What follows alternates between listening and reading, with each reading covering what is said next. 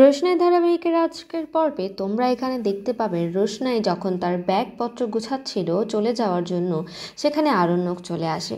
আর আরণ্যক এসে এখানে রোশনাইয়ের সঙ্গে কথা বলে যে রোশনাইয়ের জন্য সে অনেক চিন্তা করে এবং বেনারসে সে যদি থেকে যেতে চায় সেটার ব্যবস্থাও আরণ্যক করে রেখেছে। পুলিশের সঙ্গে সকল যোগাযোগ এখানে আরণ্যকের হয়ে গেছে, তাই রোশনাই নিশ্চিন্তে সেখানে থাকতে পারে।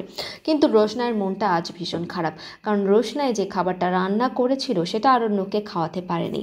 আর আরণ্যক এখানে রোশনাইকে চমকে দিয়ে বলে যে কোথায় আচারি মাটনটা নিয়ে আসো, তুমি আমার জন্য যেটা রান্না করেছিলে সেটা আমি সকলের সামনে খেতে পারিনি, কারণ আমি জানতাম আমি যদি তখন সেটা করি তাহলে সব দোষ তোমার ওপর এসে চাপতো এবং সবাই তোমাকে অনেক অপমান করত। দেখো, সত্যি বলতে আমি তোমাকে কখনো অপমানিত হতে দেখতে পাই না, কিন্তু আমার কিছু করার নেই। আর তারপর রোশনাই বলে হ্যাঁ, আমি খাবারটা নিয়ে আসছি আপনার জন্য, আপনি খেয়ে নিন। আসলে এখানে আরণ্যকের মনটা ভীষণ খারাপ, কারণ রোশনাই এখান থেকে চলে যাচ্ছে।